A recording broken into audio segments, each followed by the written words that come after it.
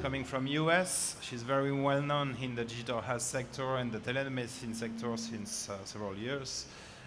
It's as well one of the preferred partner of ECH Alliance and a very great partner and friend from US, Anne Johnson, CEO of the American Telemedicine Association. We can applaud her. Hi, Anne. Oh, thank you. Nice to see you. Sit down, please. So I was saying, HATA is, we have a long relationship together, Yes. ECH Alliance and HATA. Actually, I would say we have similar profiles as well in terms of managing communities around digital health, around telemedicine, with different kind of stakeholder. You have this kind of stakeholder as well in HATA. Perhaps you can give us a few words about HATA. Absolutely. The American Telemedicine Association has been in existence for over 25 years, just as telehealth has been operating in the US for over 25 years. And today we include over 400 organizations across the sector. That is delivery systems or hospital systems, medical groups, payers, which are private insurance companies in the US, as well as academic medical centers, and then a whole range of what we call solution providers. And those include companies like Teladoc Health and Amwell, Babylon Health, Philips, Intel, HP, AWS, and a number of organizations that are focused very much on remote monitoring, like Validic and BioIntelliSense and Vivify. So it's a very eclectic, broad range of organizations. They come together under the ATA because we share a vision that people should get access to care where and when they need it, and that when they do, they know it's safe, effective, and appropriate, while enabling clinicians to do more good for more people. So it's a very unifying vision, and it's a very interesting time right now for us. And it's a major organization in US. Your ATA is leading the sector in US. So thank you very much to come to us here in Barcelona, because it's a pleasure. It was very important for us as well to understand what is happening on the other side of the Atlantic. Most of the attendees are from Europe, some are from US and some from Asia. But it's interesting to contrast and compare what is happening here, and we talked about some initiative we have in Europe in the previous panel. What is the situation of digital health, the state of place of digital health and telemedicine after the pandemic, or during the pandemic, I would say, because we are not at the end completely. But what is your analysis of what happened these last 2 years? So it's a great question, and what's been very clear is, first of all, as Kaveh Safavi had pointed out earlier in the panel discussion, we had a real problem in the US prior to the pandemic. We had an inadequate workforce, we had an aging population, we had over 50% of geographic areas in the US, what we refer to as counties, that had no access to mental health services, for example, no professionals, and yet 1 out of 5 Americans had, before the pandemic, a mental health issue. And so this was a real problem that was well documented. In addition, we had a very uneven distribution of high quality medicine in the US. So you would have this issue of where you live defined your health. So your geography was your healthcare destiny.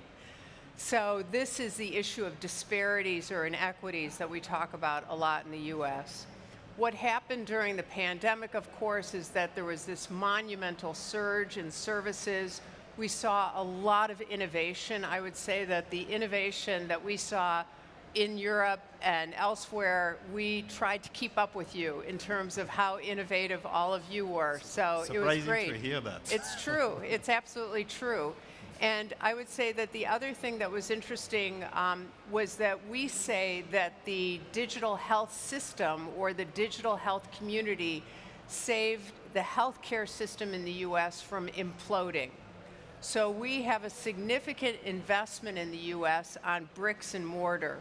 You've heard of the Oedipus complex. We talk about the edifice complex, having the brick and mortar focus. And so we really have challenged that with what's happened with digital health. We have a lot of things going against us, though. So during the pandemic, we had across the board the personal health or the public health emergency meant that a lot of laws and waivers were lifted. And what that meant was that we could do a lot of things that we were not enabled to do before. So appreciate in the US that you have federal laws and regulations, and then you have laws and regulations at the state level, and they govern different things. What's interesting about many of the laws, particularly the federal law, is that these are things that were put in place in 1997, which was 14 years before the iPhone was invented. So you can imagine how outdated and how arcane they are. And there are a lot of protective self-interests defending things staying the way they are.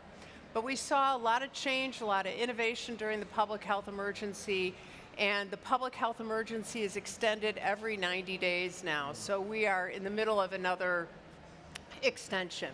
Our hope is that what we will see is a lot more acceptance of telehealth, virtual health services going forward. On the question of data protection, we've seen the state of California, for instance, taking some specific law for the state at the state level, comparable or similar to what GDPR done as well in Europe. So there is a kind of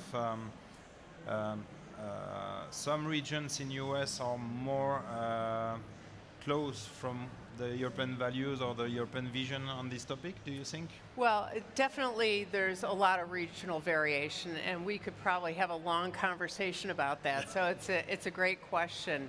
So if you look at the practice of medicine, which is what state law governs in the United States, you will have some states that are very concerned about telemedicine coming into the state and operating because they view it as a competitive threat. And then other folks who see it as really an opportunity to get people care where and when they need it. They acknowledge that there's a shortage of resources and it has to be addressed.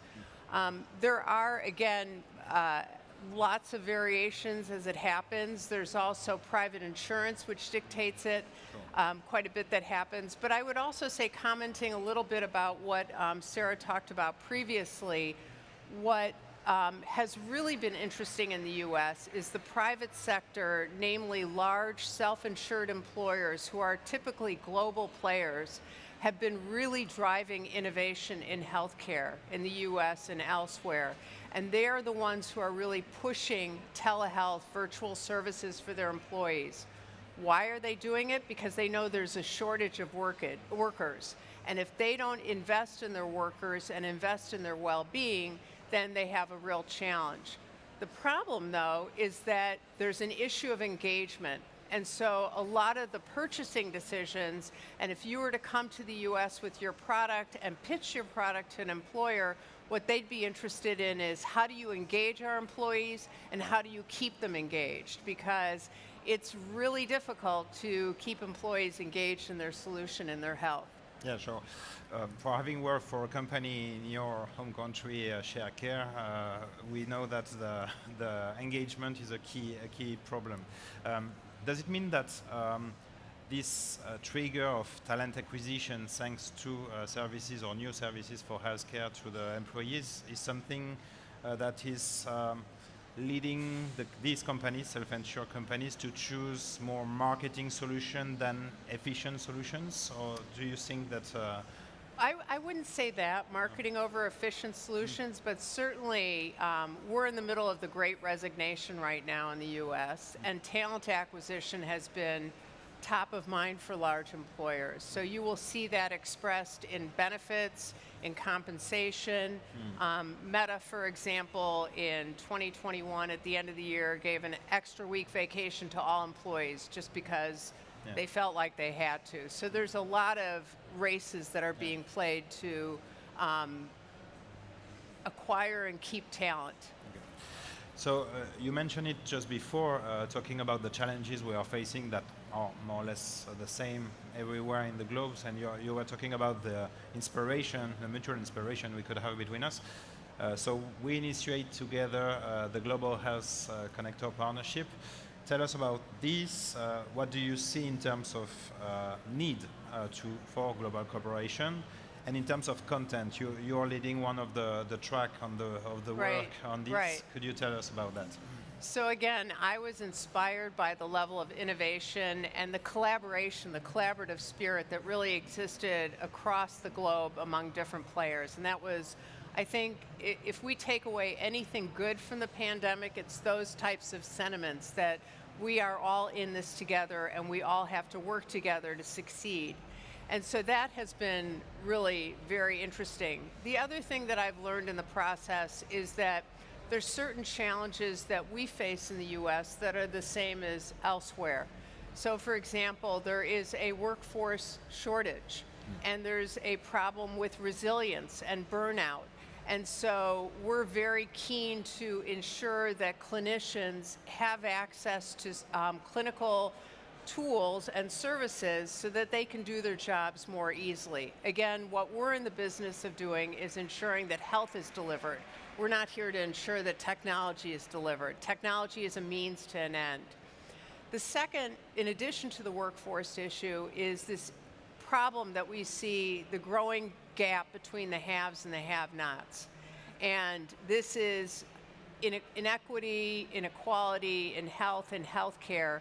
We launched an advisory group last year that began to look at this issue and really framed it and created a framework around how that might be addressed and how telehealth in particular can be used to eliminate and mitigate discrepancies in healthcare.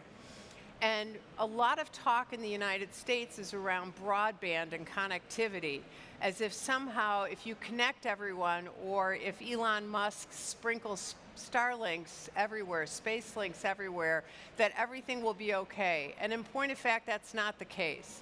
In point of fact, what has to happen is that beyond connectivity, we have to make sure, number one, that people are able to use their devices. They have access to devices, that devices have data plans that are affordable, that allow them to converse on a continuous basis with their mental health professional. And then beyond that, they have to have a level of literacy. They have to understand, both from a health perspective, a digital perspective, how to use and navigate the healthcare system, the devices, and so forth. And what's really interesting in our group was that we embraced the notion that it's up to us as solution providers to provide literacy to the user. It's not up to the user to become literate. That's an inverse. So it's this notion of consumerism and meeting people where they are. We also have a rich history in racism in the United States.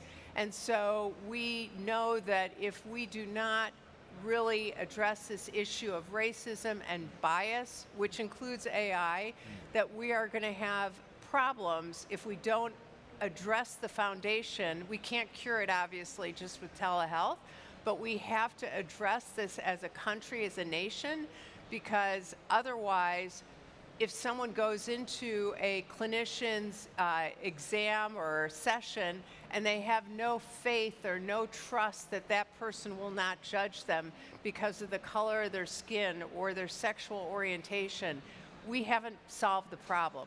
So we have to be smart about the problem. And again, what I think is exciting about using technology is that these are all technology-enabled services, and that's what it's really about. It's not technology for technology's sake, it's getting health to people.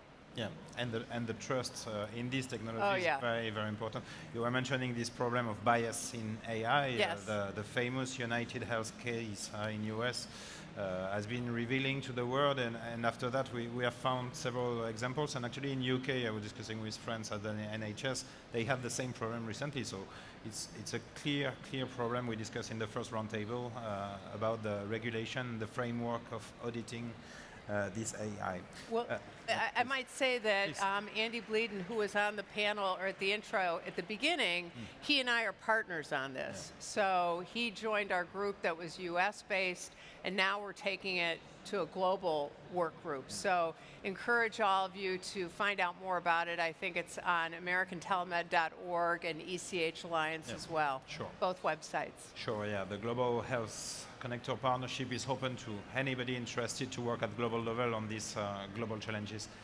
During this discussion we had with our colleagues in other areas in the world, other geographies, in Africa, in India, we had different accents. What struck you when we discussed with these countries, with the challenges they were pushing?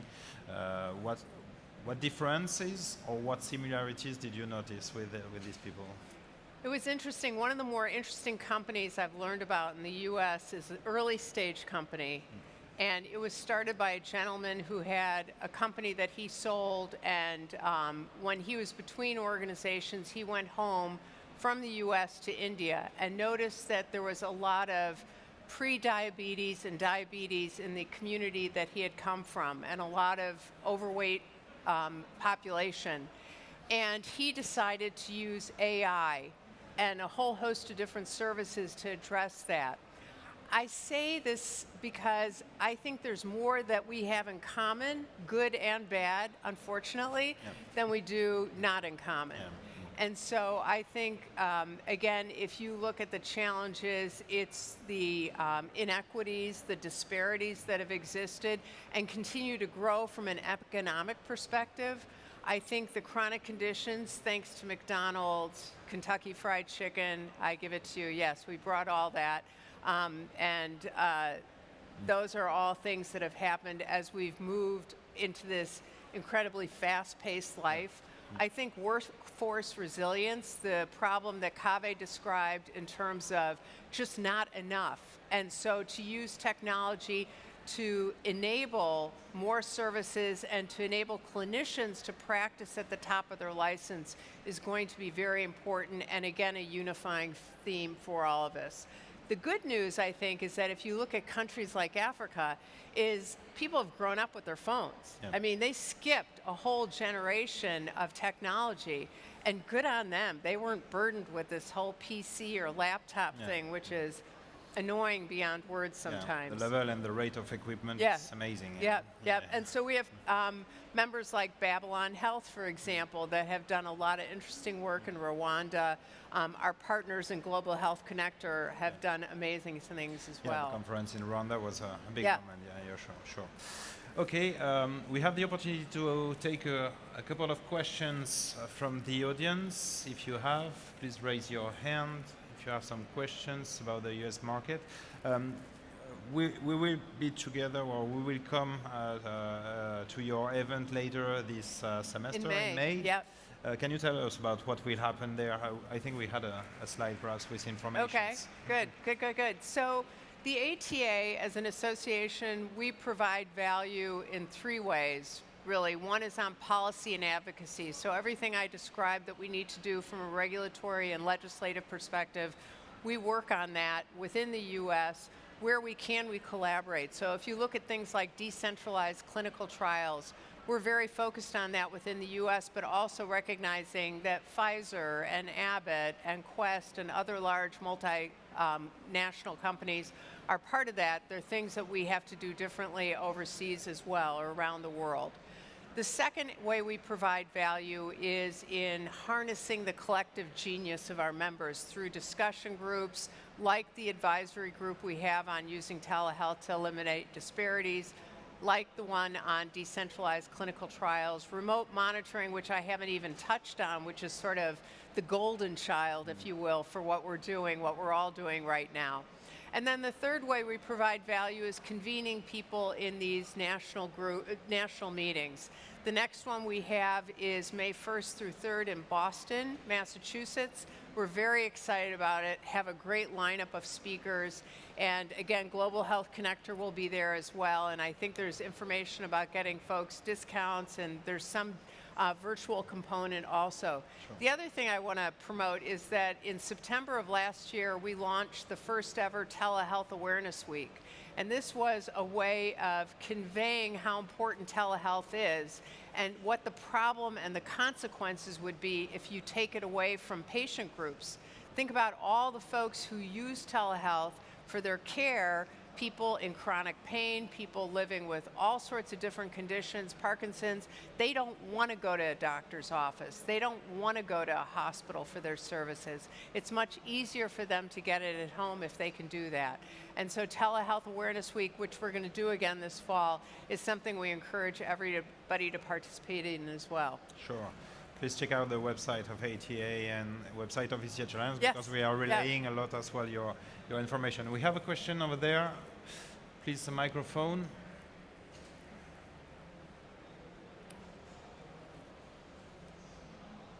Okay. Just running to the microphone. We just switched the slide to show your Okay. event information. Yeah, perfect. It's done. Please present yourself before your question. Hello, good morning. I'm Gravette Brown. I'm from the Bahamas. Just wondered if you've seen, the plight of the uninsured remains a big challenge for a lot of consumers trying to access healthcare. What models do you see that take advantage of telehealth or technology that can help to address some of these payment challenges for those who remain uninsured in both the developed and the developing worlds? So I think the question is absolutely a great one. And again, if you look at services like Babylon Health and what they've done in partnership with Centene, which is a Medicaid managed care provider in the United States, it's been very innovative. What we have failed to appreciate in the United States from a regulatory perspective is that people use their phones in ways that was not envisioned before. And so we have artificial barriers, regulations to make that as easy and as seamless as possible. There are obviously a lot of ways that you can work around that. I would say the uninsured rate has actually gone down in the US during the pandemic. Who knows what's going to happen in the future, but the amount of money we're spending on the US per capita is shameful compared to what we get in return. So we have a lot of opportunity for improvement. Thank you. I think we are running out Okay. of time. Just if it's quick, I accept it. Quick, perfect. Quick question. I remind that during lunchtime and coffee break, Yeah. feel free to Absolutely. discuss with Han. Yeah, thanks very much for fielding the quick question. My name is Luke Bowie. I work for Oxford Immune Algorithmics. I just wanted to get your opinion. Have you noticed if COVID has accelerated the uptake of remote monitoring? Because you mentioned it at the end there, so I just wanted your opinion. Absolutely. So COVID has accelerated the uptake of remote monitoring in a lot of innovative ways. So you have systems like Intermountain, which is based in Utah, in the southwest United States. And what they did was they couldn't handle the surge of patients coming into their facility, and so they would send them home with a pulse oximeter and oxygen and monitor them remotely. And then they would intervene and get them back to the hospital if they needed to be in the hospital. We have hospital at home, which is a different reimbursement setup. There's a lot of things happening, and remote monitoring is clearly seen as very, very positive if you have a home that you can be discharged to. And therein lies the problem. Thank you very much. Thank Anne. you. It was great to have you here on stage in Thank you. Barcelona. Thank you. Very much. We can Thank you. applaud. Thank you.